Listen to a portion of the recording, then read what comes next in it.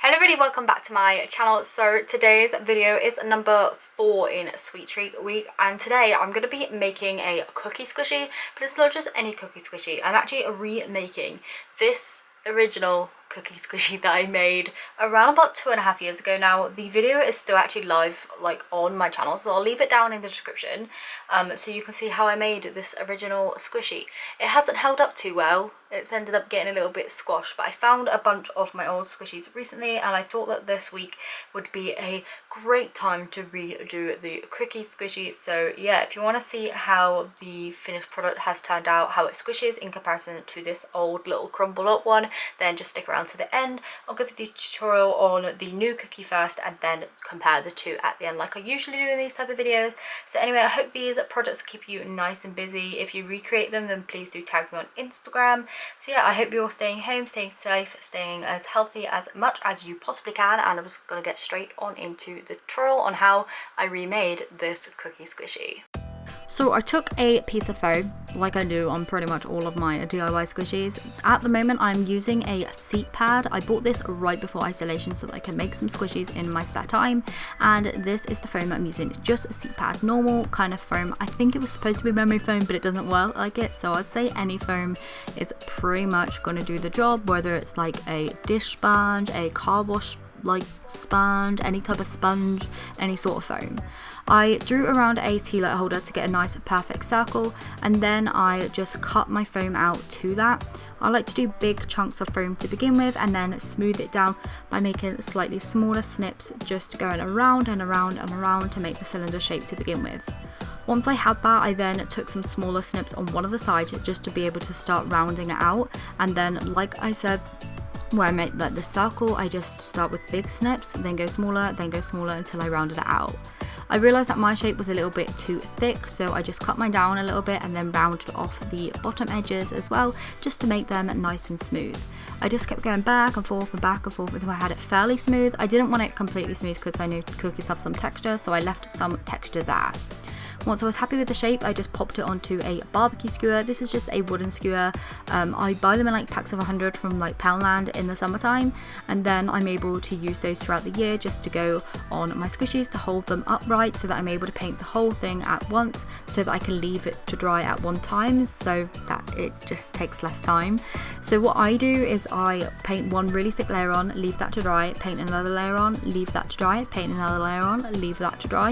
And once I have 3 layers, as you can see here, it builds up a nice kind of outer kind of skin on the squishy. That sounds really gross, I know, but it builds up a layer on the outside which kind of traps all the air in, which then allows it to be slow rising. So once all of my kind of cookie colour was painted on, I then took some of the tulip slick in the colour brown, which is what I use to make all of my chocolate on my squishies, and I just squeezed that out onto a lid and then painted that on using a little kind of clay tool. Once that was done, I then moved on with the face. So I tried to copy the face of the original squishy, just taking some black puffy paint to make the eyes and the mouth, some pink for the blush either side, and white for the highlight of the eyes. So this is how the two cookies compare. I tried to make them a similar colour as possible without being too yellow. I think this one here looks way too yellow. Really happy with the colour of the new one. I did make it a lot bigger just because this one here, the squishiness of this is just rubbish because it's so small and so thin. So I decided to make this one slightly bigger and then nice and chunky as well, because that's how I like my squishies these days. I did the chocolate chips on the back of this one just because I figured the chocolate chips would be all the way through the cookie and not just on the front.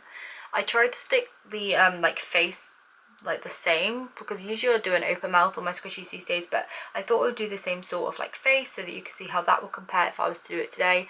This one here is much neater. If we come closer, you'll be able to see the eyes and stuff are much neater.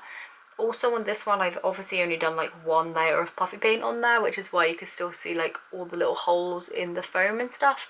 But on this one here, I did 3 layers in total just to kind of really fill them up and make sure that the surface was as smooth as possible. So squishiness wise, it's obviously going to be a clear winner here, because this one here, it just sucks. It doesn't really do anything. I have been playing with it on my desk, but I mean, nothing happens. But this one, it's just perfect the way I like it these days. just nice and slow, really soft, and because it's so chunky, it just rises back really nice and is able to retain all of that air in there. I haven't put any holes in this one because I only put 3 layers of paint. It just seems to be going in and out nicely instead of being completely sealed.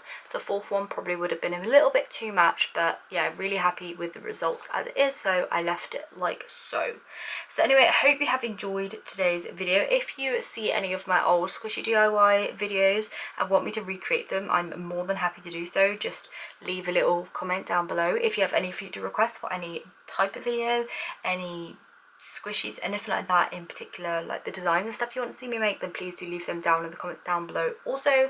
And yeah, I'm just gonna go now, so I hope you enjoyed it. If you did, please do give it a thumbs up, and I'll see you very soon for another video. Bye.